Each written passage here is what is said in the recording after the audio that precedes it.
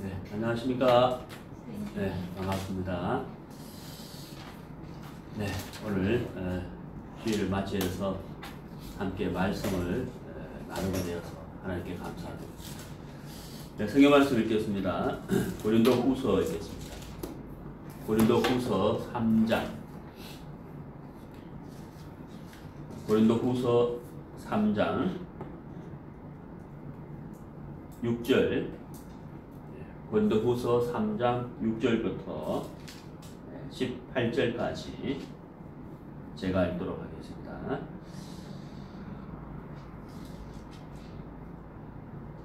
네, 고린도후서 3장 6절.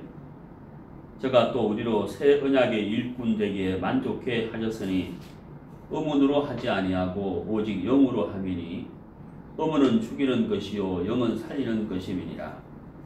돌에 서서 새긴 죽게 하는 의문의 직분도 영광이 있어 이스라엘 자손들이 모세의 얼굴에 없어질 영광을 인하여 그 얼굴을 주목하지 못하였거든. 하물며 영의 직분이 더욱 영광이 있지 아니하겠느냐. 정죄의 직분도 영광이 있은즉 의의 직분은 영광이 더욱 넘치리라. 영광되었던 것이 더 큰 영광을 인하여 이에 영광될 것이 없으나 없어질 것도 영광으로 말미암았은즉 길이 있을 것은 더욱 영광 가운데 있느니라. 우리가 이 같은 소망이 있으므로 담대히 말하노니 우리는 모세가 이스라엘 자손들로 장차 없어질 것에 결국을 주목치 못하게 하려고 수건을 그 얼굴에 쓴 것 같이 아니하노라. 그러나 저희 마음이 완고하여 오늘까지라도 구약을 읽을 때에 그 수건이 오히려 벗어지지 아니하고 있으니 그 수건은 그리스도 안에서 없어질 것이라. 오늘까지 모세의 글을 읽을 때에 수건이 오히려 그 마음을 덮었도다. 그러나 언제든지 주께로 돌아가면 그 수건이 벗어지리라. 주는 영이시니 주의 영이 계신 곳에는 자유함이 있느니라. 우리가 다 수건을 벗은 얼굴로 거울을 보는 것 같이 주의 영광을 보매 저와 같은 형상으로 화하여 영광으로 영광에 이르니 곧 주의 영으로 말미암음이니라. 네, 18절 말씀까지 읽었습니다. 네, 오늘 설교 주제는 9절 말씀. 정죄의 직분도 영광이 있은즉 의의 직분은 영광이 더욱 넘치리라. 이 9절 말씀을 중심으로 설교 주제는 정죄의 직분과 의의 직분 이렇게 정했습니다. 정죄의 직분과 의의 직분. 이제 정죄의 직분이라고 되어 있고 의의 직분이라고 이렇게 되어 있는데, 직분이라는 것은 이제 성경에 보면은 하나님께서 하나님의 일을 하기 위해서 하나님이 세운 자에게 주시는 일, 그걸 이제 직분이라고 하죠. 구약에 보면은 이제 그 제사장, 그 다음에 이제 그 성전 문지기, 이런 자들을 이제 직분이라 구약 시대 직분을 말을 할 수가 있고, 신약에 와서 이제 직분은 모세, 죄송합니다. 집사, 목회자, 그 다음에 이제 감독, 사도, 이런 경우를 이런 이제 직분이 되어 있습니다. 근데 여기서 말씀하고 있는 이 정죄의 직분은 구약 성경 그 모세, 구약 시대 때 그 하나님이 모세에게 율법을 주셨고 그 율법을 전파하게 됐는데, 바로 정죄의 직분은 모세를 의미하는 거죠. 모세를 의미하고, 의의 직분은 사도 바울을 의미를 합니다. 그 다음에 또 정죄의 직분은 율법을 나타내고, 의의 직분은 새 언약을 나타냅니다. 자, 정죄의 직분은 율법, 또 모세를 의미하고, 의의 직분은 새 언약, 복음을 말하고, 그 다음에 의의 직분된 자 바울을 이야기하죠. 그리고 이제 이 율법이 하는 일은 마음을 죽이는 일을 합니다.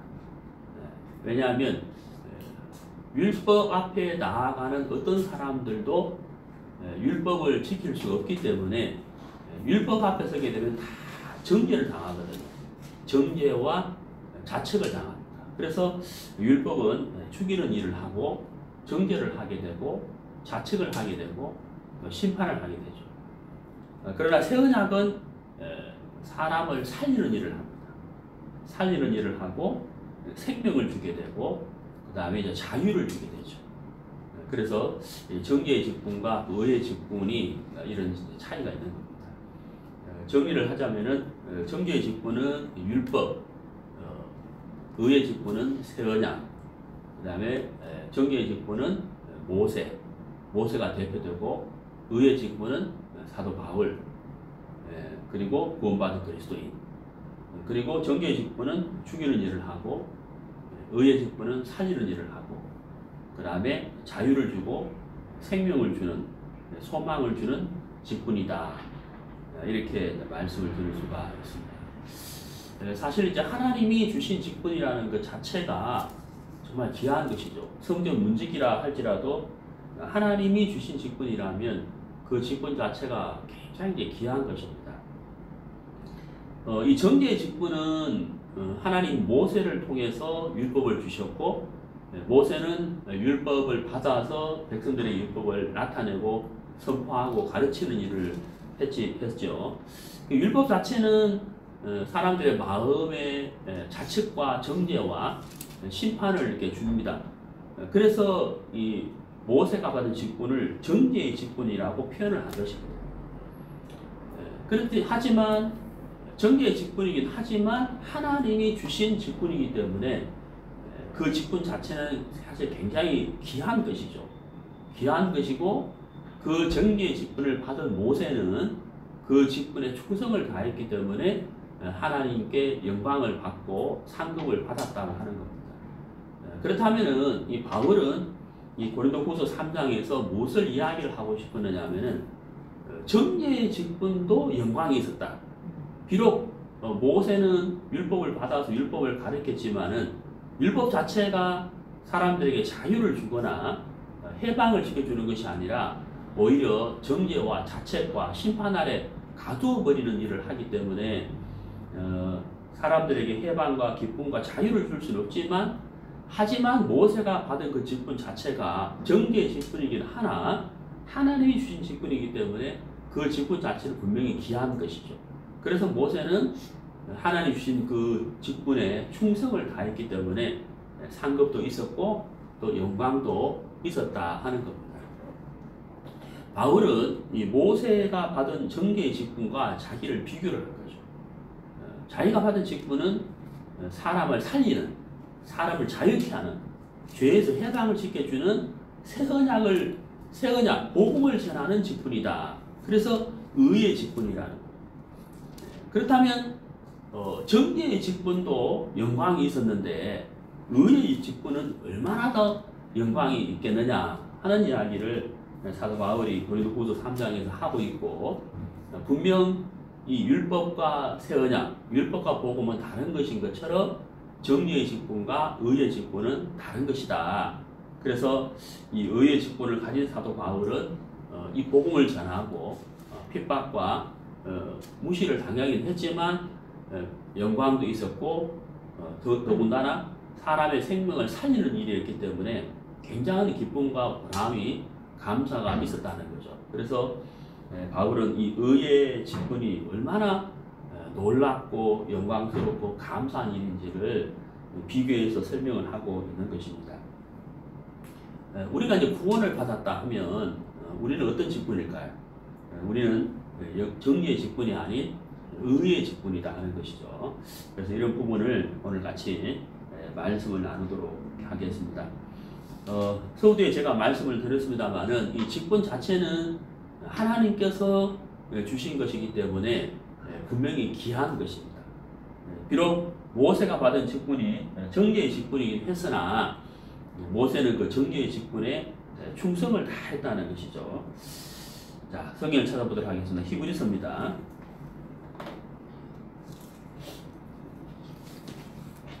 히브리서 3장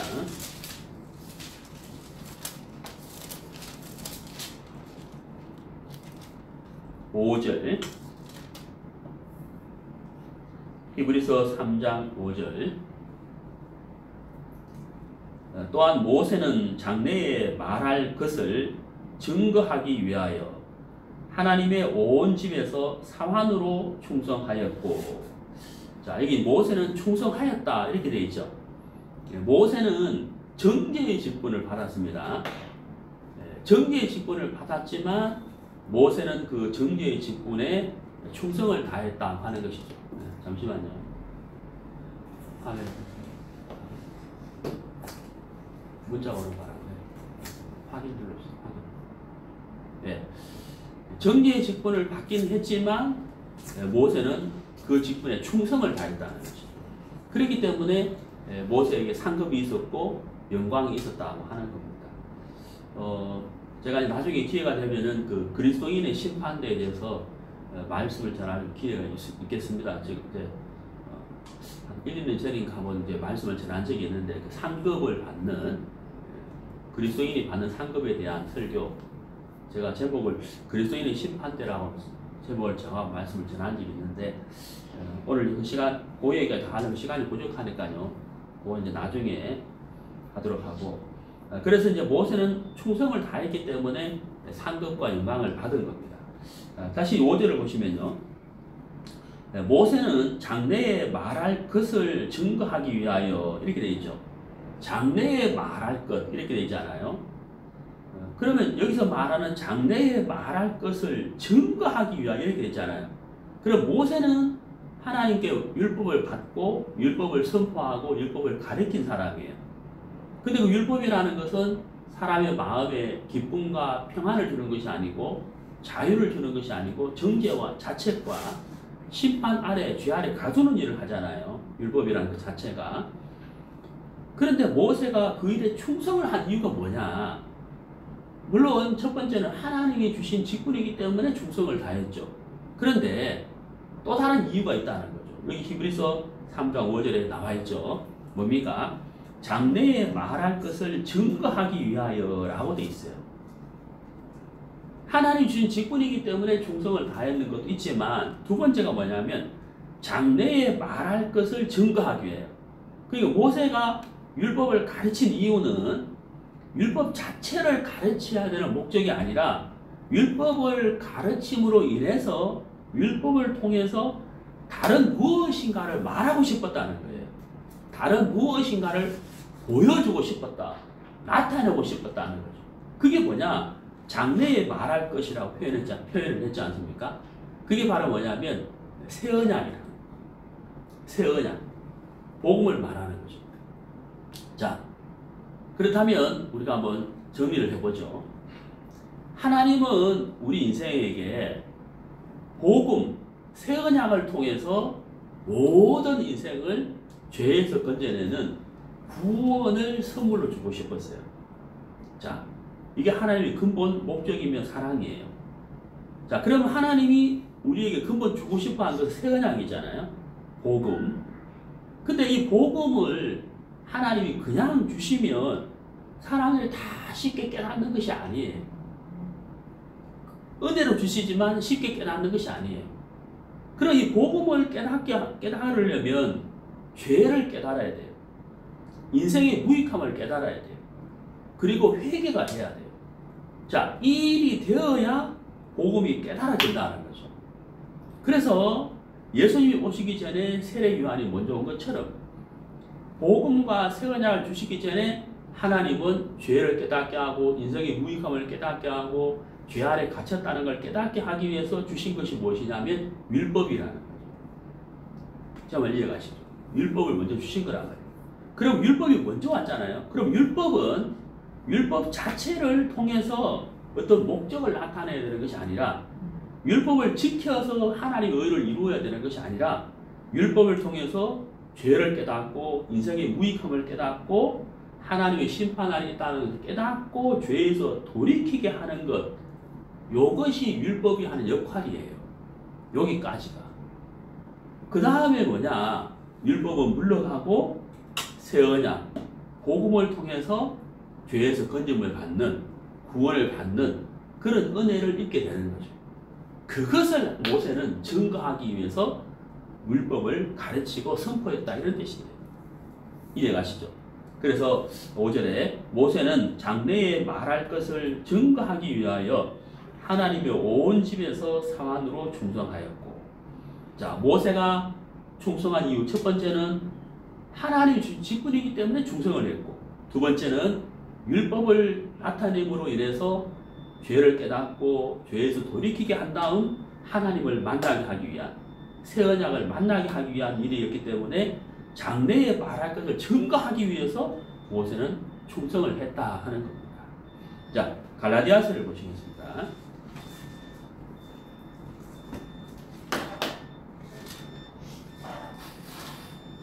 갈라디아서 3장 24절. 갈라디아서 3장 24절. 이같이 율법이 우리를 그리스도에게로 인도하는 몽학 선생이 되어 우리로 하여금 믿음으로 말미암아 의롭다함을 얻게 하려 함이니라. 자, 여기 이제 몽학 선생이라는 단어가 나왔죠. 그러니까 밑줄 한번 그어보실까요? 자, 이 몽학 선생이란 말은 무슨 말이냐면은 우리나라도 그 조선시대 때 노예제도가 있었잖아요. 그런 것처럼 이제 구약시대 때 보면은 중동 지역에는 그 노예제도가 있었어요. 그 노예들 중에서 공부를 한 지혜로운 사람을 뽑아서 그 유대인의 자녀들을 이 노예들에게 자녀들을 가르치는 일을 하게 했어요. 그런데 이 가르치는 사람들을 몽학선생이라 하는데 여기서 중요한 게 뭐냐면 몽학선생이 유대인의 자녀를 가르치다가 유대인의 자녀가 성년이 되면 몽학선생은 더 이상 이 자녀를 가르치지 않아요. 뒤로 물러나 버려요. 제 말 이해가시죠? 성년이 되면 이 몽학선생은 뒤로 물러간다는 거죠. 바울은 율법을 어디에다 비유를 했느냐면 몽학선생에다 비유한 거예요. 유대인 자녀가 성인이 되면 뒤로 물러가는 몽학선생처럼 율법은 언제까지 있다가 뒤로 물러나야 되느냐? 예수님이 오실 때까지라는 거예요. 예수님이 오실 때까지만 존재하는 것이 율법인 거예요. 그 예수님이 오셨으니까 율법이 뒤로 물러가는 거잖아요. 바로 그런 것처럼 모세가 장래에 좋은 것을 증거했다는 말은 율법을 통해서 죄를 깨달아 새 언약 대신 예수님을 만나게 하기 위한 이 일 때문에 모세는 충성을 다한 거다. 네, 그걸 이야기하는 거죠. 자, 누가복음을 보겠습니다. 누가복음 16장.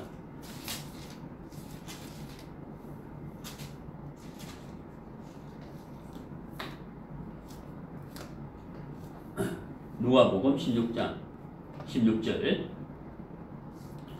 율법과 서지자는 요한의 때까지요. 그 후부터는 하나님 나라의 복음이 전파되어 사람마다 그리로 침입하느니라. 여기 이제 율법과 서지자는 요한의 때까지요. 이렇게 되어 있잖아요. 네, 요한의 때까지요. 갈라디아서 3장 19절에 보면은 약속하신 자손이 오시기까지 있을 것이라. 그러니까 율법은 예수님이 오실 때까지만 존재하는 법이다 하는 것이죠. 그렇다면 보세요. 율법은 하나님이 주시긴 하셨지만 모세로부터 예수님 오실 때까지만 존재하는 법이잖아요. 그럼 결국은 예수님이 오시면 율법 자체는 폐하여지는 것이죠. 폐하여지는 것이다. 장차 없어질 것이다 이 말이에요. 그러면 모세는 당연히 이스라엘 백성들에게 장차 없어질 것 이 율법에 대하여 주목을 하게 만들어야 되겠습니까? 앞으로 오실 복음, 새 언약에 주목을 해야 되겠습니까? 당연히 새 언약이죠. 그렇죠?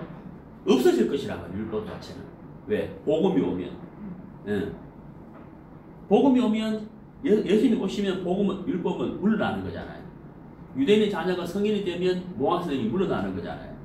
그래서 이 모세는 율법보다는 새 언약, 복음에 이스라엘 백성들이 주목하게 되기를 바랬던 거다. 이해가시죠? 그것을 고린도후서 3장에서 바울이 강조하고 있다. 그래서 내가 바로 그 새 언약의 일꾼이다. 의에 직분된 자다. 라는 것을 말하고 있다는 것입니다. 자, 성경을 찾아보겠습니다. 고린도후서 3장.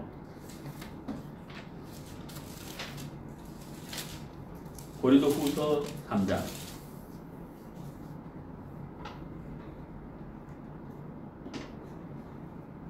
12절.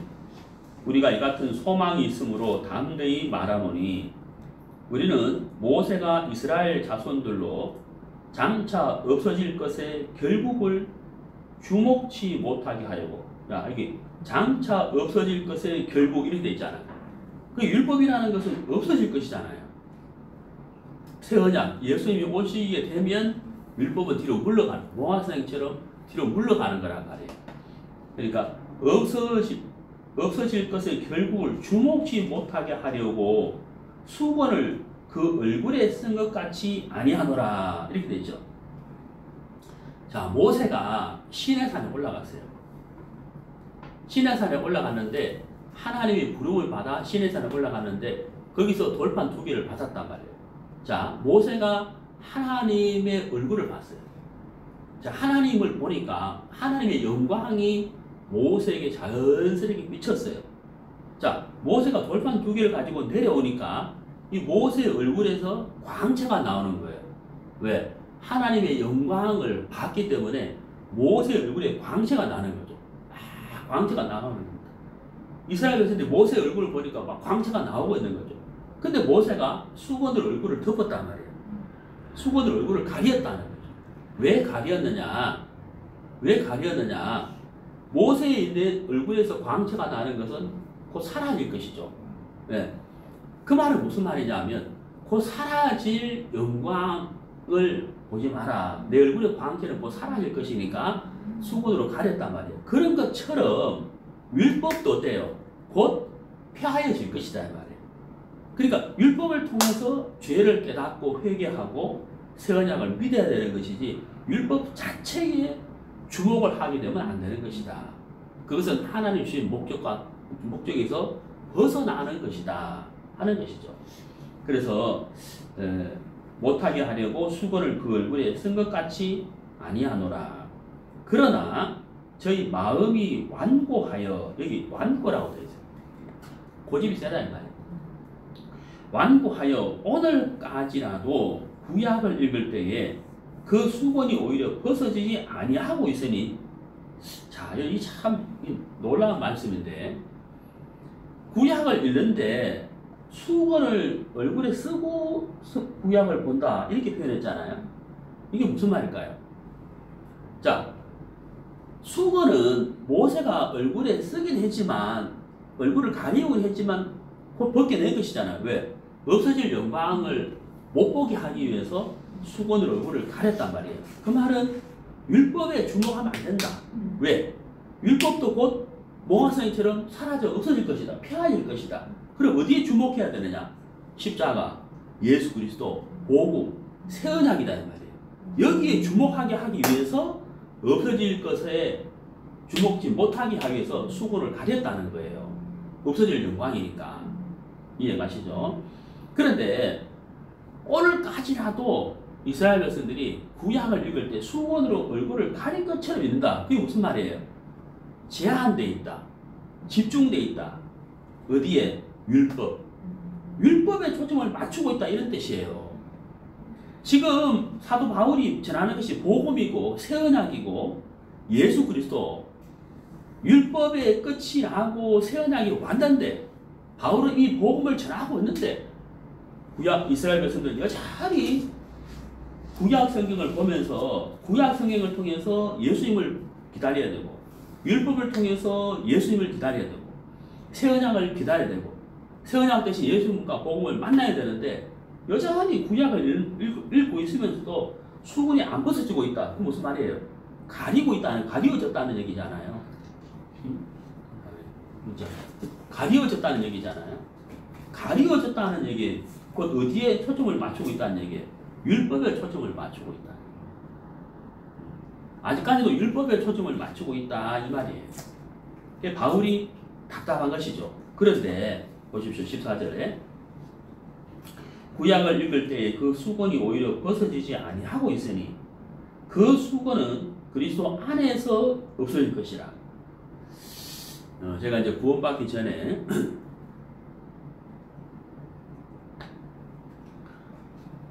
구원받기 전에 이제 성경을 이제 많이 읽지는 않았지만은 좀 읽었어요. 그런데 참 신기한 게 뭐냐면은 의롭다, 영원한 속죄, 모든 죄를 사하셨다. 이런 것은 내가 본 적이 없는 것 같아, 내 기억에. 분명히 읽기는 있었을 텐데 본 적이 없는 것 같은 거예요. 기억이 남는 게 하나도 없어요. 근데 내 기억에 남는 말씀은 이제 의로운 날이 하나도 없으며 뭐 죄인, 뭐 악하다, 뭐 이런 것은 또 기억이 남아 있는 거예요. 그런데 이제 구원을 받았어요. 구원을 받고 이제 로마서를 이렇게 읽는데 너무 신기한 거예요. 의롭게 하셨느니라, 의롭게 됐다. 결코 정죄함이 없나니, 히브리서의 영원한 속죄, 골로새서의 모든 죄를 사하셨다. 그런 말씀들이 눈에 쏙쏙 들어오기 시작하는 거예요. 야, 참 신기하네. 내가 구원받기 전에 이 말씀이 맞는데, 분명히 읽었는데 왜 이런 말씀들이 안 들어오냐? 안 들어왔을까? 또 기억에 마음에 남는 게 없었어. 그 이유가 뭘까? 구원받기 전에 성경을 읽을 때 수건이 가려 있어요. 수건은 곧 율법을 말합니다. 수건이 내 얼굴을 가리고 있습니다. 그러니까 복음, 영원한 속죄, 의롭게 됐다, 이런 말씀은 하나도 안 들어오는 거예요. 왜? 수건으로 색이 가려져 있는 거예요. 책을 읽는데 수건이 내 얼굴을 덮어놨기 때문에 가려져 있으니까 이게 안 깨달아져요. 눈에 보기만 봐도. 참 이상하죠. 근데 이 신기한 게 뭐냐면 14절 끝에 보세요. 그 수건은 그리스도 안에서 뭐라고 되어 있어요? 없어질 것이라. 우리가 복음을 듣고 구원을 딱 깨닫는 순간 우리 마음에 가려져 있는 수건이 사라져 버리는 거예요. 율법에서, 틀에서, 관념에서 딱 벗어나져 버린다. 그러니까 가려진 것이 벗어지니까 성경을 보면 이 성경이 이제 깨달아지는 거예요. 이게 이해가 가는 거예요. 왜? 성경은 성령으로 기록된 것이기 때문에. 죄사함을 얻으라. 그리하면 성령을 선물로 주시리니. 사도행전 2장 38절에 그렇게 됐잖아요. 우리 안에 성령이 들어옴으로 인해서 그 성령이 말씀을 깨닫게 하기 때문에 내가 전에 이거 봤는데 내가 왜 이런 말씀이 있었네. 제가 어떤 사람에게 이제 전도를 했어요. 전도를 이렇게 하는데 그분이 죄는 매일 지을 때마다 죄를 씻어야 된다. 지을 때마다 씻어야 된다. 그래 내가 이제 성경을 자꾸 보여줬거든. 여기 모든 죄라고 돼 있고 영원한 속죄라고 돼 있고 원죄란 말은 성경에도 나오지도 않고 과거 죄를 사했다 이런 말은 성경에 없습니다. 모든 죄 영원한 속죄라고 돼 있다고 성경을 찾아서 딱 보여줬다고. 근데 재밌는 게 뭐냐면 그분이 내 성경을 딱 덮더니 앞에 표지를 딱 보는 거예요. 어느 출판사지 하고 보는 거예요. 그래 내가 내 성경을 딱 들고 그분 성경을 보여줬거든. 그분 성경으로 여기 보세요. 여기 모든 이제 영원한 속죄라고 되어 있지 않느냐. 그분이 너무 의아해하는 거예요. 어릴 때부터 교회를 다녔는데. 왜? 수건이 그 얼굴, 마음을 덮고 있기 때문에. 모든 이제 영원한 속죄, 이거는 안 보이는 거예요. 내가 보여줘도 의아해하는 거죠. 이거 어느 출판사지? 그러니까 사도 바울이 이 고린도후서 3장을 기록하면서 유대인들이 구약 성경을 읽을 때 구약을 통해서도 얼마든지 복음을 깨달을 수가 있어요. 근데 수건이 그 얼굴을 가리고 있으니까 율법만 보이는 거예요. 율법만 보이는 거예요. 그 율법 안에 정확하게 가게 되면 어떻게 되세요? 죄를 깨닫게 되고 하나님의 심판 아래 있다는 것을 깨닫게 되면 어디를 주목하게 계세요? 누구를 바라보고 계세요? 새 언약 대신 예수님을 바라볼 수밖에 없다 이 말이에요. 근데 수건에 가려 있다. 근데 이 수건이 언제 없어지느냐? 그리스도 안에 와야 수건이 없어지는 거예요. 우리가 복음을 깨닫고 구원을 깨달을 때 이 수건이 우리 마음에서 사라져 버려요. 그래서 이 성경을 읽어보면 이 성경이 깨달아지는 거. 아 여기 진짜 뭐든지라고 돼 있네. 응? 의롭다고 하셨네. 영원한 속죄라고 돼 있네. 응? 이게 깨달아진다는 것이죠. 네. 그래서 바울은 의에 직분된 자로서 장차 없어질 것에 대하여 주목치 않고 복음에 주목하게 하는 그 의의 직분을 맡은 자다 하는 것이죠. 자, 고린도후서를 다시 봅시다.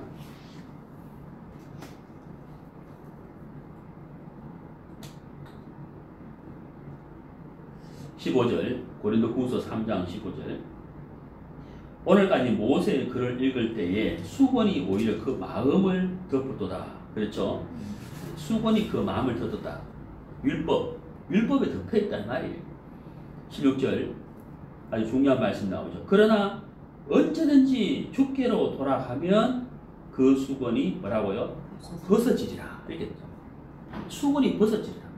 우리가 구원을 받으면 복음을 깨닫게 되면 이 수건이 없어지는 거예요. 가렸던 것이 없어지니까 말씀이 보이기 시작하잖아요. 이 말씀이 깨달아진다는 거죠. 네, 그게 이제 바로 구원이다 하는 것이죠. 자, 그 다음에 17절. 주는 영이시니 주의 영이 계신 곳에는 자유함이 있느니라. 자, 주는 영이시니 주의 영이 계신 곳에는 자유함이 있느니라. 진리가 너희를 자유케 하리라 라고 말씀을 하셨잖아요. 자, 정죄의 직분은 결코 자유를 줄 수 없어요. 율법은 정죄하고 죄 아래 가두게 하고 심판 아래 있게 하기 때문에 율법은 자유를 줄 수 없어요. 그리고 율법은 절대로 생명을 줄 수 없어요. 절대 생명을 줄 수 없습니다. 한번 찾아보시죠. 구약성경 말라기스를 보시죠. 말라기스. 마태복음 앞에, 마태복음 1장 앞에 말라기.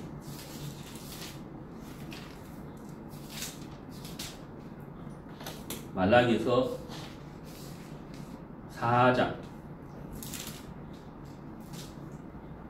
6절. 구약성경 1331페이지. 말라기 4장 6절. 그가 아비의 마음을 자녀에게로 돌이키게 하고 자녀들의 마음을 그들의 아비에게로 돌이키게 하리라. 돌이키지 아니하면 두렵건대 내가 와서 저주로 그 땅을 칠까 하노라 하시니라. 자, 구약성경 마지막이 말라기. 말라기의 마지막 장 마지막 절이 무슨 단어로 끝나요? 저주. 저주로 그 땅을 칠까 하노라. 저주로 단어가 끝이 나요. 근데 마태복음 1장 1절을 딱 펴보면 아브라함과 다윗 자손 예수 그리스도의 세계라. 이 마태복음 1장이 가장 많이 나오는 단어가 낳고라는 단어예요. 낳고. 아브라함이 이삭을 낳고 이삭이 야곱을 낳고. 그러니까 마태복음 1장은 생명의 역사잖아요.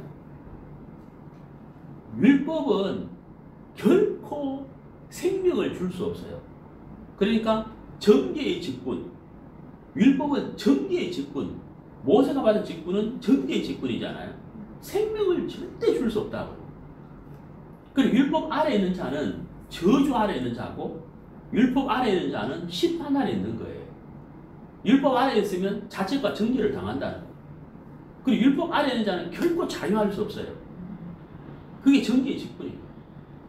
그래서 말라기 구약성경 마지막에 말라기의 마지막 장 마지막 절은 저주로 끝이 나요. 근데 신약성경 마태복음 1장은 아브라함과 다윗 자손 예수 그리스도의 세계라. 예수 그리스도의 세계는 어떤 세계예요? 생명의 역사라. 그러니까 복음은 생명을 주는 거죠. 의의 직분은 바로 새 언약, 복음을 전하는 직분이기 때문에 의의 직분을 가진 자는 생명을 낳는 일을 하는 거예요. 생명을 낳는 일을 하기 때문에 기쁨과 감사로 그 일을 할 수밖에 없고 주의 역사를 눈으로 볼 수밖에 없는 거예요. 그게 바로 의의 직분이다. 그 복음을 전하면 사람들이 자유를 얻잖아요. 본인도 자유롭고 복음을 듣는 사람도 자유를 얻는 거잖아요. 그게 의의 직분이에요. 자, 그 다음에 그 룻기를 보면요. 룻기 구약성경 402페이지.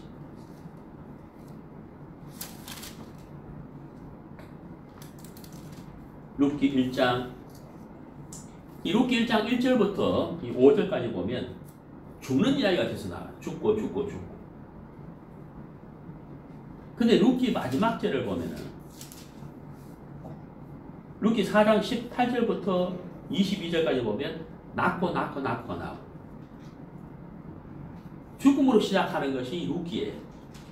생명으로 마치는 게 룻기예요. 예. 그리고 중간에 뭐가 있느냐? 예. 룻이 보아스를 만나요. 하나님의 은혜를 입게 되면 사망의 역사가 생명의 역사로 바뀌는 거예요. 네. 요한계시록 끝은 어떻게 끝날까요? 구약의 마지막은 저주로 끝났잖아요. 신약의 마지막은요. 아멘 주 예수여 오시옵소서. 네. 구약의 마지막은 저주고 신약의 마지막은 영광이에요. 네. 다르다는 거죠.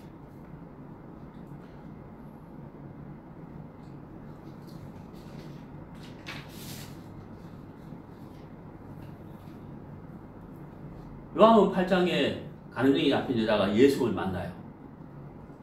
가늠증이 잡힌 여자의 마음이 온전히 정죄 속에 있었잖아요. 정죄의 직분. 율법 안에 있었기 때문에 가늠증이 잡힌 여자가 정죄를 당하고 예수를 만났다고. 예수를 만나니까 그 여자가 어떻게 돼요? 자유를 얻죠. 우물가 여인이 그 마음이 눌려서 인생의 피곤함 속에 나약함 속에 죄악 속에 있었는데 예수를 만나서 자유를 얻잖아요. 바로 이 복음은 하나님의 의를 나타내는 것이기 때문에 복음을 깨달은 자, 복음을 가진 자, 복음을 전하는 자는 바로 의의 직분인 거예요. 정죄의 직분과 의의 직분은 분명히 다르다는 거죠. 자, 예수님은 이 땅에 새 언약, 복음을 가지고 오셨어요. 의의 직분은 바로 뭐냐? 새 언약을 듣고 복음을 듣고 깨닫고 구원을 받게 되면 의의 직분된 자가 되는 거예요. 성경 찾아보시겠습니다. 예레미야 31장. 제가 지난주에도 잠깐 말씀을 드렸는데 예레미야 31장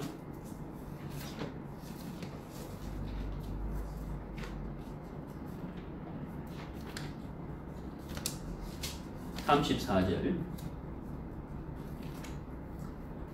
그들이 다시는 각기 이웃과 형제를 가리켜 이르기를 너는 여호와를 알라 하지 아니하리니 이는 작은 자로부터 큰 자까지 다 나를 알미니라. 내가 그들의 죄악을 사하고 다시는 그 죄를 기억지 아니하리라. 여호와의 말이니라. 자, 이게 이제 새 언약이잖아요. 새 언약. 하나님은 예레미야에게 새 언약을 보여주셨어요. 율법 시대에 있는 예레미야에게 새 언약을 보여주셨어요. 율법으로 사람이 어렵게 되는 것이 아니고 율법으로 죄가 사해지는 것이 아니라 새 언약을 주셔서 그 새 언약을 이룸으로 인하여 우리의 죄를 깨끗하게 사하고 우리 죄를 기억지 않는 그 새 언약을 하나님이 예레미야에게 보여주셨고 이 새 언약을 이루기 위해서 오신 분이 예수님이에요. 그래서 예수님은 새 언약의 일꾼이라는 거죠. 그런데 예수님은 십자가 옆밖에 돌아가시고 3일 뒤에 부활하셨어요. 40일 동안 이 땅에 계시다가 승천하셨습니다. 그럼 예수님이 승천하시기 때문에 새 언약 일꾼이 없어진 것이잖아요. 과연 새 언약 일꾼이 없어졌을까요? 자, 그렇지 않죠. 성경을 찾아봅시다. 고린도후서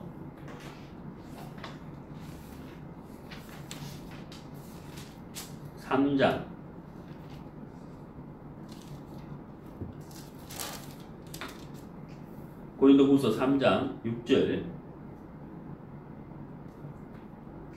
저가 또 우리로 새 언약의 일꾼 되기에 만족해 하셨으니, 여기 이제 새 언약의 일꾼 되기에 만족해 하셨으니 이렇게 되어 있잖아요. 저가 또 우리라고 돼. 우리라는 단어가 있죠. 우리. 새 언약의 일꾼은 예수님이세요. 근데 그분이 승천하셨단 말이에요. 하나님 보좌 우편에 계셔요. 그러면 예수님이 이루신 새 언약을 누군가에게는 전해야 되잖아요. 그 새 언약을 전해야 되는데 새 언약을 전하기 위해서는 새 언약의 일꾼이 필요하단 말이에요. 여기 우리라고 돼 있죠. 복수죠. 바로 구원받은 그리스도인. 구원받은 그리스도인이 바로 뭐냐면 새 언약의 일꾼인 거예요. 자, 이 새 언약의 일꾼은 어떻게 된 것이냐? 어떤 자격으로 새 언약의 일꾼이 되는 것이냐? 그 6절에 보면요. 의문으로 하지 아니하고 라고 되어 있죠. 의문은 뭐냐면 율법 말이에요. 율법. 법. 율법. 율법으로 되지 아니하고 라고 되어 있죠. 모세는 정계의 직분이잖아요. 율법을 받아서 율법을 가르쳤기 때문에 정계의 직분이에요. 새 언약의 일꾼은 법으로 되는 것이 아니다. 어떻게 되는 거냐? 영으로 함이라고 되어 있어요. 그 다음에 중요한 말씀 나오죠. 의무는 죽이는 것이요. 그리고 율법은 죽이는 것이잖아요. 정계의 직분이에요. 근데 영은 뭐라고요? 살리는 것이다. 자, 새 언약의 일꾼. 복음을 깨달은 자는 새 언약의 일꾼이거든요. 새 언약의 일꾼 된 자는 바로 의의 직분을 받은 거예요. 하나님으로부터 의의 직분을 받은 거란 말이에요. 그 의의 직분은 새 언약의 일꾼은 사람을 죽이는 것이 아니라 어떻게 한다고요? 사람을 살리는 것이다. 굉장히 놀라운 거잖아요. 제가 서두에 말씀드렸지만은 정계의 직분 율법이잖아요. 사람을 죽이는 거예요. 자책과 정죄와 심판을 있게 하는 거예요. 의의 직분은 죄에서 해방시키고 자유를 주고 기쁨을 주고 평안을 주고 가장 중요한 생명을 주는 일을 하는 것이에요. 그게 바로 의의 직분된 자다. 우리 구원받은 그리스도인은 어떤 직분을 받았느냐? 기본적으로 의의 직분을 받은 거예요. 의의 직분. 우리가 복음을 전하면 생명을 전하는 거예요. 복음을 깨닫는 사람은 하나님의 생명을 얻게 돼요. 그 사람은 법에서 벗어나 버리는 거죠. 율법에서 벗어나 버리는 거죠. 진리가 너희를 자유케 하리라. 복음이 그 사람을 자유케 시켜버려요. 자유. 생명을 얻는 것이죠. 자, 우리 요한복음 봅시다. 요한복음 1장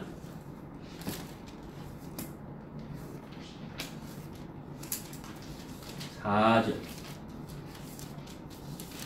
요한복음 1장 4절. 그 안에 생명이 있었으니 이 생명은 사람들의 빛이라. 하나님이 예수님을 이 땅에 보내셨고 말씀을 이 땅에 보내셨는데 예수님 안에 말씀 안에 생명이 있다. 생명이 있다. 그 다음에 요한복음 6장을 보시죠.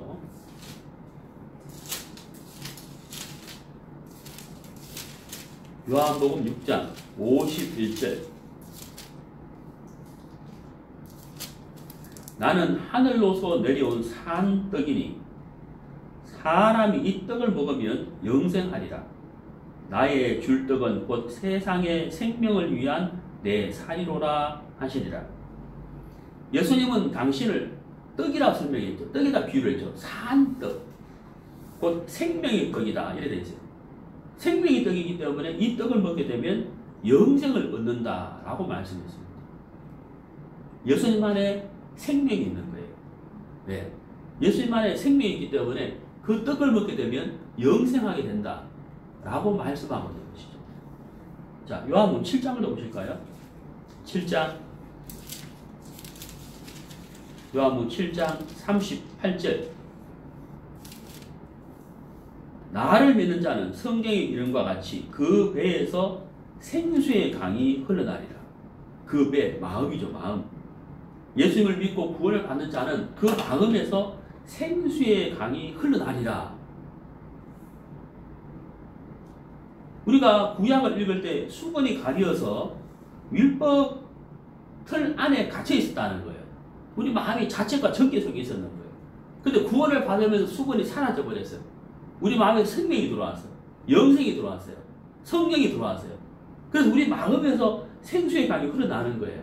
우리 마음이 기쁘고 우리 마음이 감사가 되고 우리가 자유가 되고 구원받은 그리스도인끼리 구원 간증을 할 때 내가 구원받은 것처럼 감사가 되고 누가 구원받으면 내가 구원받은 것처럼 기쁨이 되고 또 이 복음을 전하고 같이 기도하고 말씀을 듣고 말씀을 읽고 말씀을 나누면서 우리 마음에서 계속해서 어때요? 그 생생하게 막 흘러나오지 않습니까? 놀라운 것이죠. 자, 요한복음 5장을 보시죠.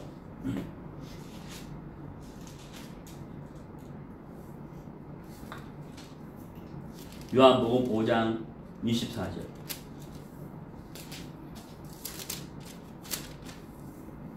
내가 진실로 진실로 너희에게 이르노니 내 말을 듣고 또 나 보내신 이를 믿는 자는 영생을 얻었고 심판에 이르지 아니하나니 사망에서 생명으로 옮겨내리라.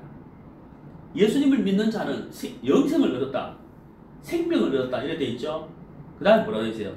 사망에서 생명으로 옮겼다고 되어 있잖아요.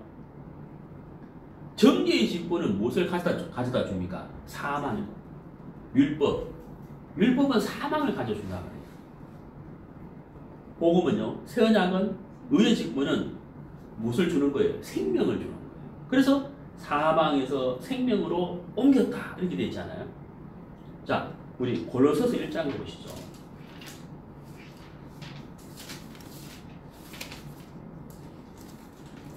골로새서 1장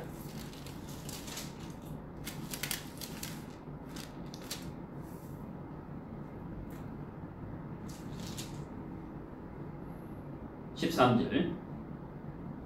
그가 우리를 흑암의 권세에서 건져내사 그의 사랑의 아들의 나라로 옮기셨으니 그 아들 안에서 우리가 구속 곧 죄사함을 얻었도다. 자, 13절에 흑암의 권세에서 건져내사 사랑의 아들의 나라로 옮기셨도다 이렇게 되어 있잖아요. 여러분, 이걸 율법이 할 수 있습니까? 복음이 할 수 있습니까? 복음이에요. 정의의 직분이 할 수 있습니까? 의의 직분이 할 수 있습니까? 의의 직분이 할 수 있는 거예요. 정의의 직분은 할 수 없는 거예요. 의의 직분, 바로 복음이 사람을 자유케 하고 죄에서 벗어나게 하고 생명을 가져다 주는 거예요. 왜? 복음 안에, 말씀 안에, 새 언약 안에 생명이 있기 때문에 생명이 전해지는 거죠. 그래서 흑암의 권세에서 사망에서 옮겨지는 거예요. 영생으로, 생명으로, 사랑의 아들의 나라로 옮겨지는 것이다 하는 거예요. 자, 고린도후서 가겠습니다. 고린도후서 3장 11절.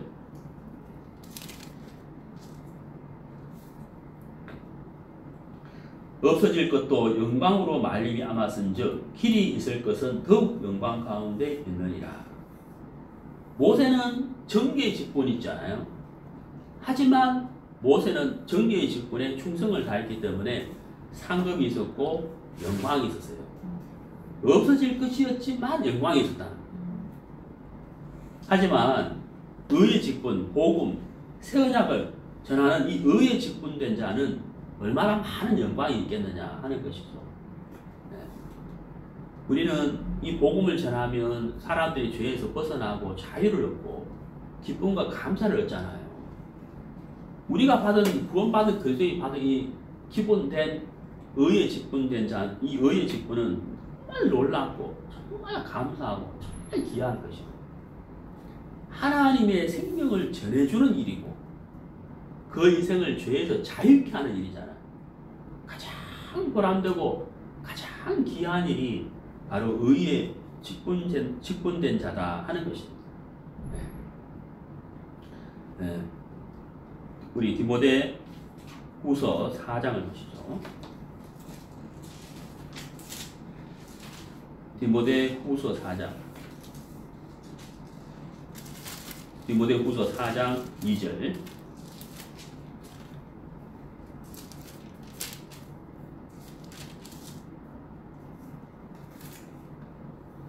너는 말씀을 전파하라. 때를 얻든지 못 얻든지 항상 힘쓰라. 범사의 오래 참음과 가르침으로 경책하며 경계하며 권하라. 자, 여기 너는 말씀을 전파하라 이렇게 되어 있습니다. 제가 이제 그 중국 신양에서 선교를 할 때 어느 날 머리 남쪽 지역에 이제 복음을 전하러 가게 됐어요. 그 도시 이름이 갑자기 기억이 안, 진시황의 무덤이 있는 곳인데. 신안. 네? 신안. 아, 시안. 그 시안. 저 남쪽인데요. 시안. 서안이라 그러죠. 그 시안, 중국말은 시안. 시안에서 다시 차를 타고 한 2시간 들어가야 되는 시골 마을인데, 그 교회가 그 중국 정부가 세운 교회예요. 네. 그걸 제3자 교회라고 해요. 거기 이제 집회를 하러 가게 돼요. 그 3자 교회를 들어가 보면요, 우리는 공산당 하면 공산당 문구가 막 써 있어요. 교회인데 중국 정부에 세운 교회이기 때문에. 근데 그때 제가 여권이 없었어요. 여권을 공안에게 잡혀 있어가지고 여권을 공안에게 빼앗긴 상태예요. 그러니까 제가 비행기를 못 타는 거예요. 기차를 타고 가야 되는데 가는데 30시간입니다. 그것도 한 기차가 30시간 계속 가는 게 아니고 신장에서 북경을 가서 북경에 다시 차를 갈아타야 돼. 그것도 같은 역이 아니고 다른 기차역으로 가야 돼. 그러니까 이제 가방에다가 아침, 점심, 저녁, 간식. 그러니까 이 음식 보따리가 뭐 엄청나게 크죠.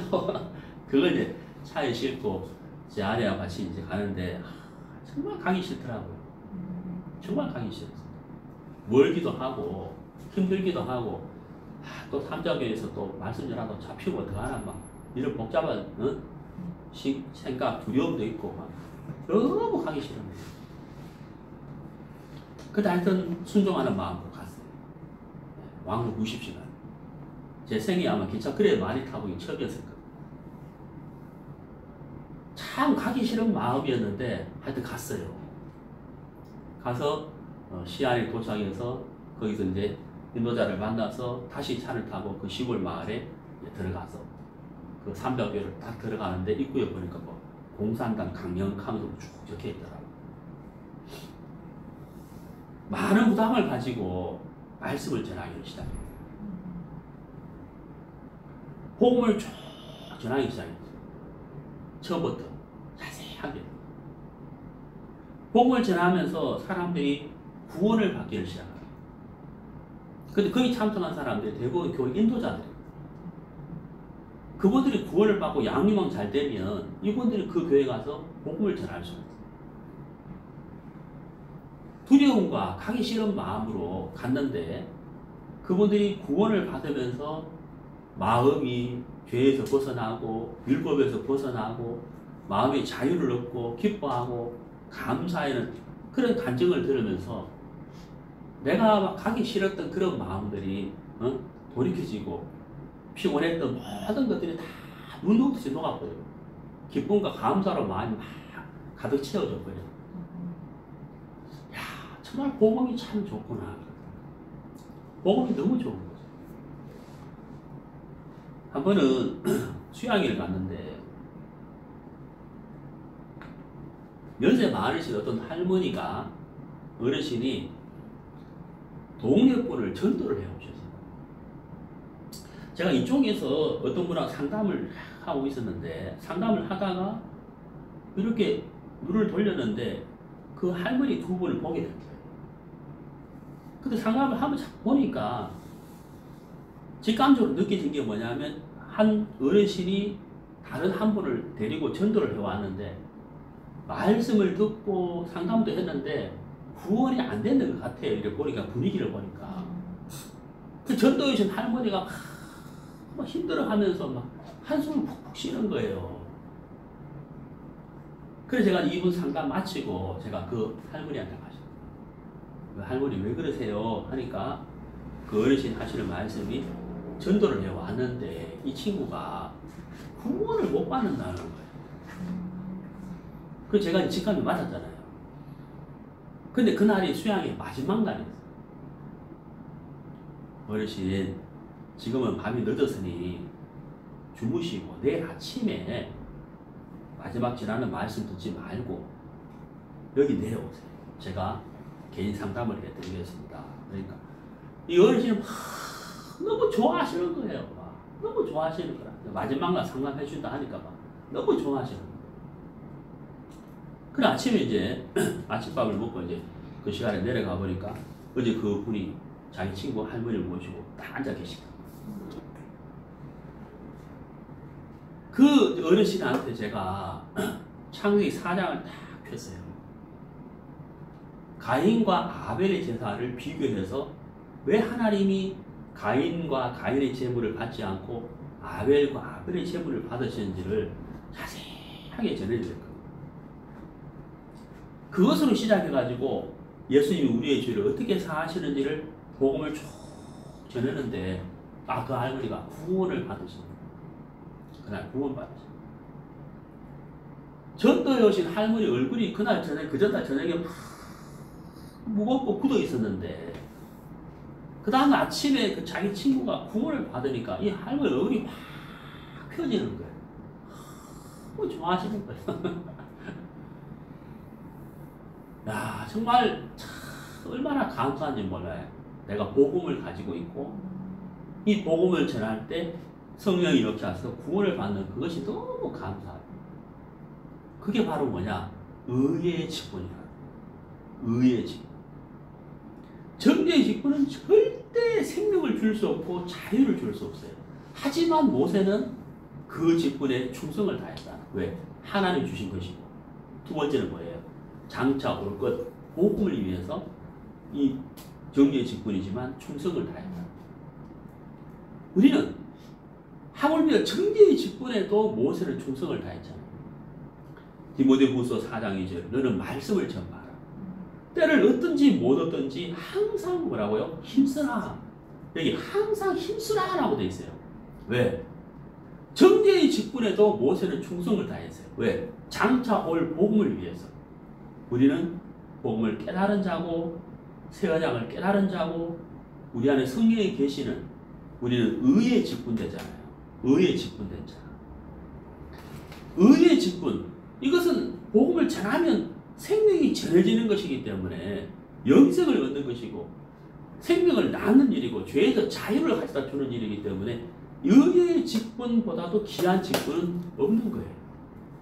이것은 목사가 하는 것도 아니고 감독이 하는 것도 아니고 장로가 하는 것도 아니고 누가 하는 거냐? 구원받은 그리스도인이 하는 거예요. 구원받은 그리스도인이 해야 할 일이 뭐예요? 바로 말씀을 전하는 거예요. 복음을 전하는 거예요. 형제든 자매든 구원받은 오래된 자든 구원받은 얼마 안 된 그 구분 없이 누구든지 구원을 받은 자라면 복음을 전하는 일에 힘써야 된다. 왜? 여기 뭐라고 되어 있어요? 항상 힘쓰라. 명령이죠. 이거는 명령이에요. 사명. 의에 직분된 자가 해야 할 일이에요. 너는 말씀을 전파하라. 때를 얻든지 못 얻든지 너는 항상 힘쓰라. 사명이며 명령이라. 자, 우리 골로새서 3장을 보시죠. 골로새서 3장. 골로새서 3장 4절. 골로새서 3장 4절. 우리의 생명이신 그리스도께서 나타나실 그때에 너희도 그와 함께 영광 중에 나타나리라. 여기 영광 중에 나타나리라. 영광이라 되어 있죠. 정죄의 직분도 영광이 있었는데 의의 직분은 얼마나 큰 영광이 있겠느냐. 하지만 만약에 하나님이 우리에게 영광의 면류관을 주신다면 우리는 그 영광의 면류관을 받기는 받되 주님 주시는 거니까 받기는 받되 잠시 받았다가 그 영광의 면류관을 누구에게 돌려드려야 되겠어요? 예수님에게 돌려드려야 되죠. 왜냐하면 그분이 아니었으면 우리가 영광의 면류관을 받을 이유가 없는 것이잖아요. 그래서 우리가 잠시 받았다 한 0.1초 1초 정도 받았다가 다시 주님에게 드려야 될 것이 아닌가라고 생각을 합니다. 자, 우리의 생명이신 그리스도께서 나타나실 그때 너희도 그와 함께 영광 중에 나타나리라. 하나님 우리에게 의의 직분을 주신 겁니다. 집사다, 장로다, 목사다 그거 말고 구원받은 그리스도인은 기본적으로 의의 직분을 받은 자예요. 의의 직분. 모세는 정의의 직분을 받았음에도 충성했잖아요. 우리는 바로 복음에 충성된 자로서 복음에 충성된 일을 해야 돼요. 너는 말씀을 전하라. 때를 얻든지 못 얻든지 항상 힘쓰라. 사명이며 명령이잖아요. 그렇죠?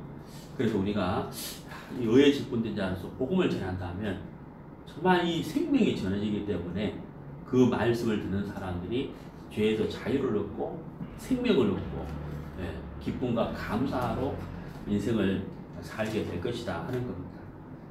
오늘 우리가 이 말씀을 통해서 하나님이 우리에게 주신 이 의의 직분된 자 정말 놀랍고 정말 기쁘고 말할 수 없는 이 영광된 직분을 하나님 우리에게 주셨잖아요. 이것이 의문으로 된 것이 아니고 주의 영으로 된 것이다. 얼마나 감사해요. 바울은 그것을 강조하고 싶었는 거예요. 자, 그런 것처럼 우리가 바로 의의 직분을 가진 자가 됐기 때문에 우리가 정말 만나는 사람들에게 복음을 전해서 하나님의 생명을 전해서 말씀을 듣는 분들이 죄에서 벗어나 자유케 되는 그런 은혜를 얻게 되기를 이렇게 바랍니다. 네, 말씀 여기까지 하겠습니다. 감사합니다.